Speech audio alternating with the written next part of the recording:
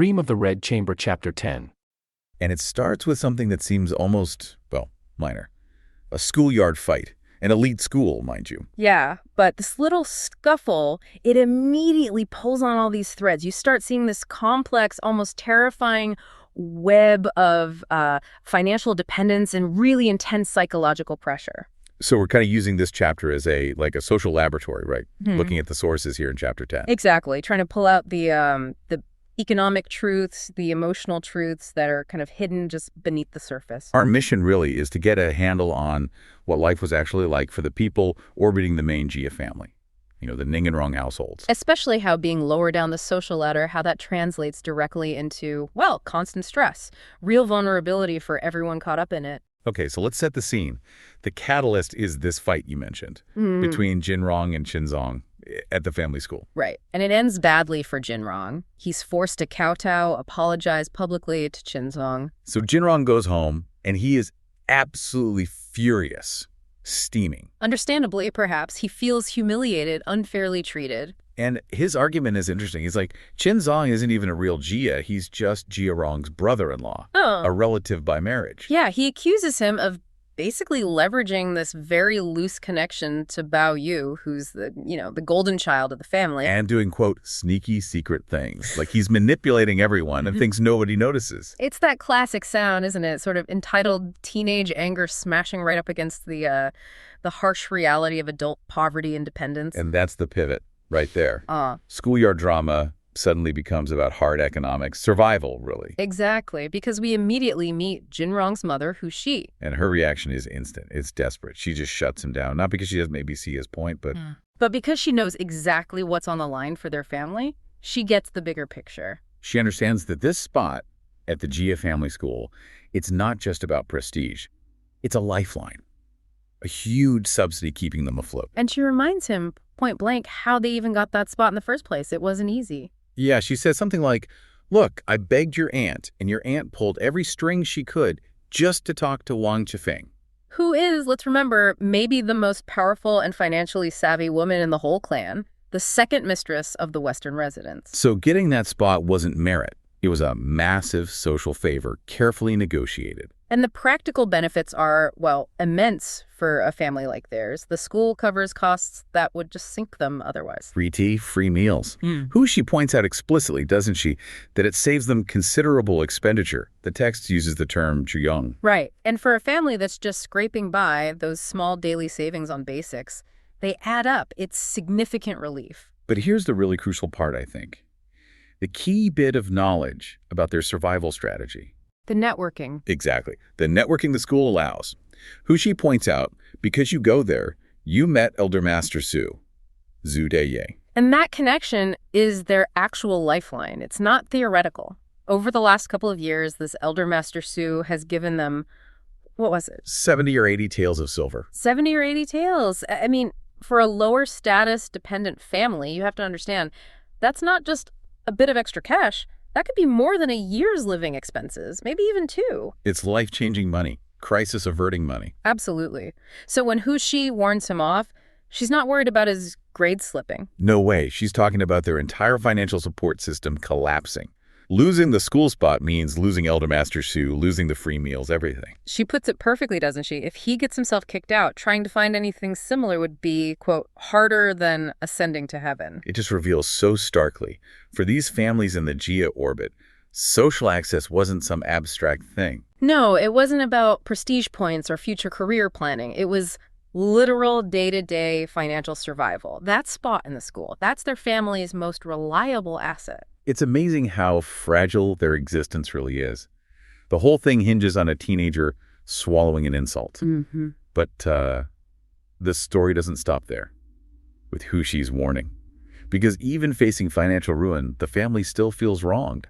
They want justice. Which brings us to the next stage, Section 2. This desperate attempt to actually leverage the little status they do have. Right. Enter Madame Huang, Jin Rong's aunt. Okay, and she's married to Jia Huang, who is a Jia relative, but a pretty distant one, from the Jade generation, but not core family. And she seems to have a different mindset, maybe more traditional, about how the social system is supposed to work. Yeah, though it's important to note, her family is also very dependent. The text says they rely on assistance Zizu from Yushi. Who's Jia Zhen's wife, head of the Ning residence. And from Wang Shifeng as well, just to make ends meet. So they're dependents too. But they still seem to cling to this idea that status, even really thin status like theirs, it has to mean something. It has to be respected. So when Madame Huang hears what happened to her nephew, this humiliation, she's outraged. Totally incensed. And she decides, right, her mission is to march straight over to the Ning residence. Yeah, go to the top, basically. Confront the key women there, Yushi, the mistress of the house, and Qinshi. Qinzong's sister, who's married to Yushi's son, Jiarong. So Qinshi is the daughter-in-law. And Madame Huang's whole argument rests on this, like, comparison of kinship, doesn't it? Yeah, she basically says, okay, fine, this Qinzong kid is related by marriage, but hey, isn't Jinrong also a Jia relative? She still believes that system, the old system of social duty and family ties, can be used, can be leveraged for revenge, or at least for, basic dignity. And this contrast is fascinating. You have Hu Shi, the mother, understanding the cold, hard reality. It's all about money now, financial dependence, utility. While Madame Huang is operating on this older assumption that the rules of status, just sharing the Jia surname, however distantly, must make the powerful people act fairly. It feels like a huge risk, though. She is terrified, begs her not to go, warns her, if you make a scene, they'll just cut us off. Jinrong will lose his place. So why does Madame Huang do it? If the financial danger is so obvious, doesn't she get that their distant kinship might be worth less than, well, nothing? I think she probably assumes, or hopes, that appealing directly to the heads of the house, to Yushi, forces their hand. They have to maintain appearances, right? Save face. Yeah. Adhere to the moral code of kinship, even if it's stretched thin. She's prioritizing family honor, maybe, over the pragmatic financial need. It just shows how dangerous it is to misjudge the power dynamic when you're at the bottom. She thinks she has leverage, status leverage. When the reality is the Jia family doesn't really owe her anything. She's completely dispensable if she causes trouble. Well, then, just as she gets to Ningfu, ready for this big confrontation, something else takes over completely. Yeah, the whole thing just gets derailed instantly.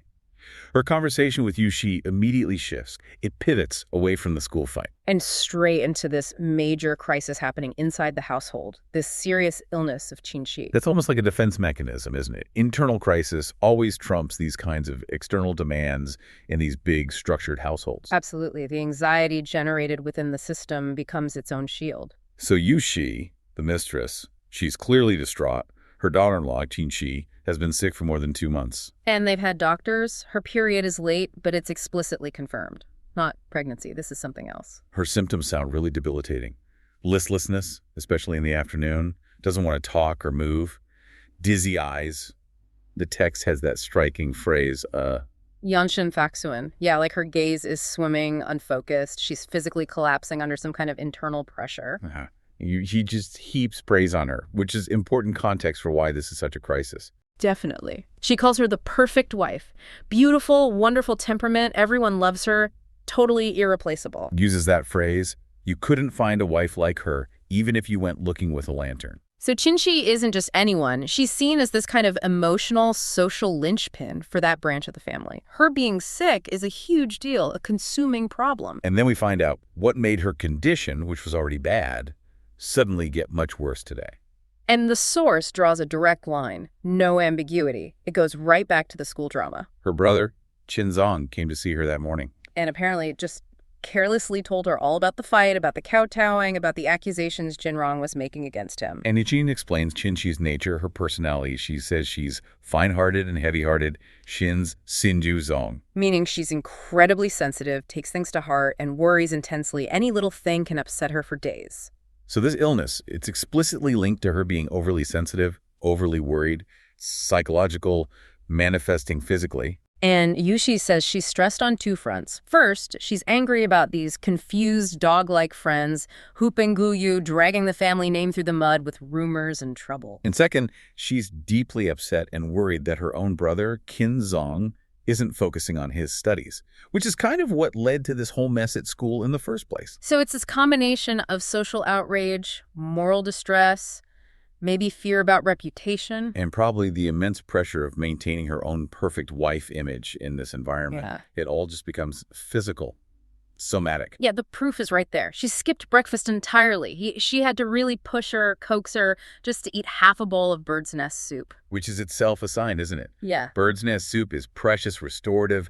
Giving her that shows the high level of concern, the effort to stabilize her immediately. Right, and that's the moment. That's the scene that greets Madame Huang. She arrived ready to demand justice, using her flimsy status as leverage. And she walks right into this atmosphere of genuine crisis and grief. She's totally thrown off, terrified by how sick Qin actually is, probably unnerved by Yushi's hospitality and obvious distress. And she instantly gets it. The internal crisis is just vastly bigger than her external complaint about the school fight. Yeah, her anger just evaporates. She completely drops the subject of her nephew's humiliation, makes some polite inquiries, and leaves pretty quickly after Jia Zhen, the master of the house, arrives. Yeah, the crisis wasn't just, the illness itself. It was a crisis of knowing what was wrong. The family was getting desperate. These doctors they'd hired before, they're actually making things worse. How so? They sounded very attentive. Oh, extremely. Visiting 4, maybe 5 times a day, super polite, bowing, scraping. But the medicine wasn't working. Not at all. Their prescriptions were basically useless. So it sounds like they were just agreeing with whatever the family or staff suggested, maybe throwing in some fancy medical jargon. Okay, but get this. You mentioned they were making things worse. Right. Because think about it. Jean, she's already weak, and she's forced to get up, change her clothes 4 or 5 times a day just to properly receive these doctors. Wow. So the constant visits, the formality, was actually a health risk. Absolutely. Risking getting chilled, getting weaker. These doctors, you see, were probably more scared of offending the powerful Jias than, actually getting the diagnosis right. Social niceties over clinical truth. And that led to total confusion. Jia Zhen, the head of the family, he's described as just anxious because nobody could even agree on the basics. Was it a pregnancy? Or was it a serious disease? That failure to define the problem, that was the real emergency. They couldn't even get step 1 right. When doctors can't even agree if it's good news or bad news? Yeah, you're in trouble. they needed someone different, someone who could cut through the noise. Okay, let's unpack this. Where do you find that kind of expertise when the usual channels fail? So the standard high society doctors are proving useless. How do they find someone better? Well, it came through a connection. Ji Zhen's friend, Feng Xing, he recommended his old teacher, a physician named Zhang Yuanxi. And what was his reputation? Was he known? Oh, yes. The sources describe him as having most profound learning, deeply knowledgeable in medical principles, Sanyin, even supposedly able to predict life and death. He was known for real substance, not just showing up. Interesting. But there's a fascinating little detail about why he was even in the capital, isn't there? Right. He wasn't just there practicing medicine. He was actually in town helping his son navigate the process of basically purchasing an official government position. So even this master physician is caught up in the practicalities of social climbing and bureaucracy. It's a good reminder, isn't it? These weren't just abstract scholars. Exactly. They were operating in a very real, very hierarchical world. Scholars, yes, but also pragmatists looking out for their family's future. Which makes his reaction when the Jias invited him even more striking. He didn't rush over immediately, did he? No, quite the opposite. He politely refused to come right away. Said he was too tired from visiting other people all day. Wait, he told the powerful Jia family he needed a nap first, while their relative is seriously ill. Essentially, yes. But it wasn't arrogance. He insisted he needed a full night's rest to examine the pulse properly. He said he'd come the next day, fully focused. Okay, I see. So it wasn't disrespect, it was professional integrity. I think so. He knew his main diagnostic tool, his own sensitivity to the pulse, required him to be at his best. He couldn't be fatigued. Unlike the other doctors rushing in and out. Exactly. He was making a statement. My diagnostic ability is paramount, and I won't compromise it, not even for your understandable anxiety. That alone set him completely apart. So when Zhang Yuanqi finally arrives the next day, you can imagine the anticipation. Definitely. And Jia, the patient's husband, starts to do the usual thing, listing all the symptoms first, trying to be helpful. Like briefing the doctor. Right. But Zhang Yuanqi just stops him. Politely but firmly. He says, and this is key, I will first look at the pulse, and then we can discuss whether my findings are correct. Wow. No preconceptions. Let the body speak first. That's bold. It's pure confidence in his method. And the examination itself, it wasn't quick. He spent a long time, maybe 7 or 8 minutes. The text says half a quarter of an hour, just focused on the right wrist. 7 or 8 minutes on one wrist. Then he did the same thing, just as long, just as focused on the left wrist. Okay, here's where it gets really interesting. What is he possibly picking up in that time? Just from feeling a pulse? He's essentially reading the body's entire internal landscape. In traditional Chinese medicine, the pulse isn't just about heart rate, it's incredibly nuanced. Different positions on the wrist, different depths, different qualities, they all map to specific organ systems and their condition. So what did he find for Qianxi? He identified 4 critical, interconnected patterns that basically told her whole story. Okay, break it down for us. Let's start with the left wrist. The first position, the kun position, relates to the heart. He found it was deep and fast. Isn't it fast? What does that signify? Deep suggests the energy is kind of hidden or weakened, submerged. Fast means there's agitation, like heat. So think of an engine running really hot but low on oil. It points to heart key deficiency, but it's generating this internal fire out of sheer exhaustion. Okay, heart running on empty, creating heat. What about the next position on the left, the guan, for the liver? That one was deep and submerged. Yeah. Even deeper, really stuck. The liver's job is ensuring smooth flow of energy, like traffic control. Submerged means major gridlock, liver key stagnation. And because things aren't moving, the system is also starved of blood. So heart exhausted, liver stuck. What about the right wrist? That's lungs and digestion, right? Correct. The right kun, the lung position, he described as fine and weak. The lungs relate to our defensive energy, our key shield against the outside world. Fine and weak means that shield is thin, fragile. Her overall defense system was depleted. Okay, heart, liver, lungs all compromised. What about the last one, the right guan position? Spleen, right, the digestive center. Yes, and this was crucial. He found it slow and spiritless. The spleen is like the body's central processing unit for transforming food into energy. Slow and spiritless means that whole system is just offline, depleted, not generating resources. Yeah. And crucially, in TCM theory, the weak spleen Earth couldn't control the stagnant liver would. It was being overwhelmed. That is an incredibly detailed picture just from the pulse. Yeah. But the real proof is linking it to how she actually felt, right? Exactly. And this is where he just floored everyone. Based only on those pulse findings, he started listing her symptoms. So remember that, heart fire from deficiency. He predicted irregular menstruation and, significantly, trouble sleeping at night. Classic sign of that pattern. Makes sense. What about the stuck liver? That accounted for physical things, pain or fullness under her ribs, and again, reinforcing the irregular period, specifically delayed menstruation, plus a feeling of internal heat. Okay. And the weak lung qi, the fragile defense shield. This is where the symptoms get fascinatingly specific. He predicted she'd have spells of dizziness. And get this, a feeling like she was sitting in a boat. Feeling like She's on a boat. How would you even guess that? Right. It's not a common symptom you just throw out there. It points to a very specific kind of internal imbalance affecting her equilibrium. And he also predicted sweating, but only during a specific time window, between 3 a.m. and 7 a.m.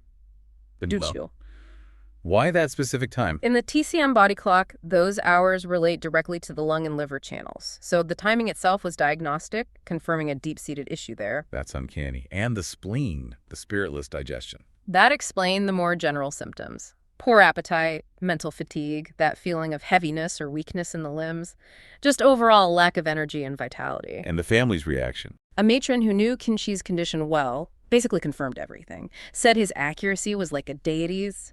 She pointed out how wildly the other doctors had differed, one saying pregnancy, another disease, another saying something vague about it being irrelevant, and one just fearing the winter solstice.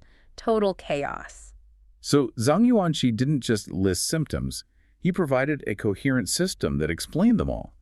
But then he went even deeper, didn't he? He linked it to her mind. Yes, this is maybe the most profound part. He directly connected the physical state to her personality. He described Qinxi as being too intelligent and high-spirited. Too smart for her own good, essentially. In a way, he reasoned that because she was so clever and had such high standards, she was constantly experiencing disappointment. The world and maybe the people around her just couldn't meet her expectations. And that led to Chronic underlying worry and frustration. This constant mental and emotional strain, he concluded, was the root cause. So the illness wasn't just random. It grew out of her specific psychological makeup and how she reacted to her life. Precisely. The official diagnostic pattern was worry injures the spleen, liver wood is excessive. The worry weakened her digestive center, spleen, which then couldn't properly balance the liver. The liver energy, already prone to frustration in someone high-strung, became excessive and sort of ran rampant, Creating that internal imbalance. leading to what TCM calls a water deficiency and wood excess pattern.